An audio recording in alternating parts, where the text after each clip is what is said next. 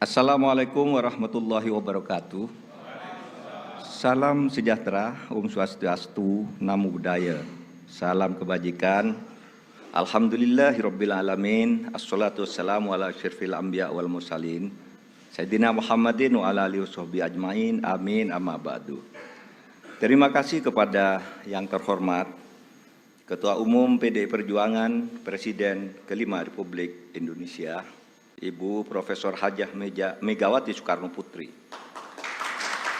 Kepada Pelaksana Tugas Ketua Umum Partai Persatuan Pembangunan Haji Mardiono, Ketua Umum Partai Hati Nurani Rakyat Bapak Dr. Haji Osman Sabtaudang, Ketua Umum Perindo Bapak Haritano Sudibyo, atas kepercayaan yang diberikan kepada saya untuk mendampingi calon presiden Bapak Haji Ganjar Pranowo sebagai calon presiden. Adalah kehormatan dan kebanggaan. Saya diberi amanah mengemban tanggung jawab yang besar dan mulia bersama Mas Ganjar, meneruskan cita-cita Bung Karno dan para pendiri negara lainnya untuk mewujudkan masyarakat Indonesia yang adil, makmur dan sejahtera. Bung Karno dan Bung Hatta telah mengantarkan bangsa Indonesia ke pintu gerbang emas kemerdekaan Republik Indonesia.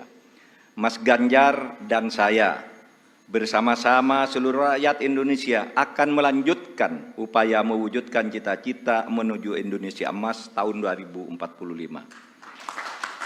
Cita-cita Indonesia menjadi bangsa yang maju, adil dan beradab. Dalam rangka menyongsong Indonesia Emas tahun 2045 akan terwujud jika kita memenuhi sejumlah syarat, yakni ideologi bangsanya kokoh, ekonominya baik, hukum dan keadilannya ditegakkan, politiknya demokratis, budaya gotong royongnya hidup, serta mengedepankan persaudaraan. Jika penegakan hukum dilakukan dengan benar, maka setengah masalah dari bangsa ini insya Allah tuntas. Kalau hukumnya bagus, maka segala aspek kehidupan masyarakat akan bagus juga. Misalnya di bidang sosial, politik, budaya, pertahanan, keamanan, dan ekonominya. Prioritas pemberantasan korupsi, kepastian hukum, dan konsistensi dalam implementasi penegakannya memberi jaminan bagi investasi dan pembangunan ekonomi, serta memberi perlindungan kepada masyarakat. Dalam pembangunan politik, negara kita menganut demokrasi, di mana kekuasaan berada di tangan rakyat. Dalam implementasinya, demokrasi membutuhkan nomokrasi. Demokrasi adalah kedaulatan rakyat, sedangkan nomokrasi adalah kedaulatan hukum. Demokrasi tanpa nomokrasi akan anarkis, sementara nomokrasi tanpa demokrasi akan sewenang-wenang. Sehingga keduanya harus berjalan seiring dan seimbang. Demokrasi menghargai perbedaan, dan perbedaan itu adalah fitrah, ciptaan Tuhan. Perbedaan di antara manusia, baik ras, suku maupun agama, itu karena diciptakan dan dikehendaki oleh Tuhan sendiri. Walau sya'allah laja'alakum ummatan wahidah walakin yabluwakum fima atakum fastabiqul khairat. Kalau Allah mau, kamu semua itu hanya satu jenis, tidak berbeda-beda.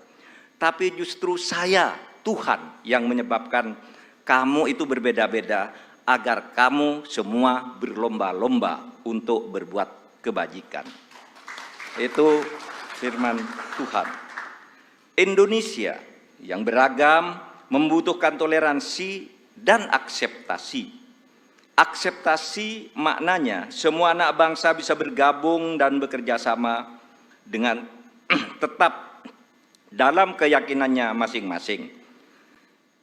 Kita semua ketemu dalam prinsip kalimatun sawa, yaitu memperjuangkan sesuatu yang sama di antara perbedaan. Tidak perlu menajamkan perbedaan di antara kita yang memang sejatinya tidak bisa disatukan dalam semua hal. Yang sama atau kalimatun sawa ya pasti disetujui oleh setiap orang, apapun ras dan kelompoknya, adalah keadilan. pasti disetujui oleh siapapun, apapun agamanya, pasti orang setuju pada penegakan hukum dan keadilan. Perlindungan pada masyarakat lemah, dan perlindungan serta rasa kasih sayang kepada wong cilik.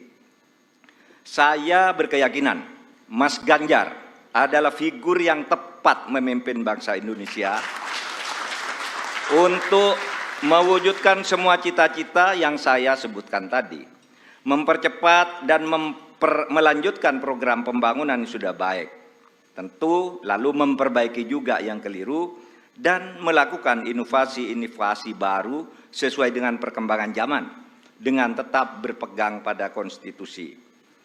Saya sudah lama mengenal Mas Ganjar. Pada tahun 2004 sampai 2008 kami bersama-sama menjadi anggota DPR RI. Kami berdua kerap berdiskusi, bahkan saling mengunjungi ketika Mas Ganjar Pranowo memimpin Jawa Tengah dan saya menjadi Ketua Mahkamah Konstitusi. Karena itu saya tahu persis, Mas Ganjar adalah figur pemimpin yang merakyat dan berani memperbaiki yang bengkok-bengkok, berani menerima kritik, berani memperjuangkan nilai-nilai politik yang diyakini benar. Saya tahu juga Mas Ganjar adalah dari keluarga Muslim yang taat, yang selalu berkomitmen menjalankan amanah yang diberikan kepadanya. Amanat dari orang tuanya, amanat dari partainya, dan terutama amanat dari rakyat.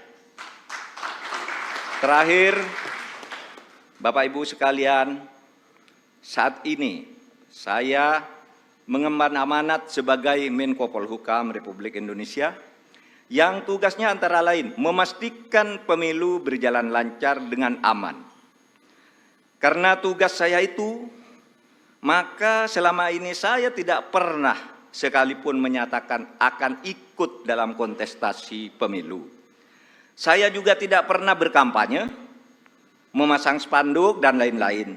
Baru kali inilah yang pertama kali saya menyatakan bersedia menjadi calon wakil presiden Republik Indonesia karena amanah yang sudah diberikan oleh Ibu Megawati tadi bersama para pimpinan partai disaksikan oleh kita semua.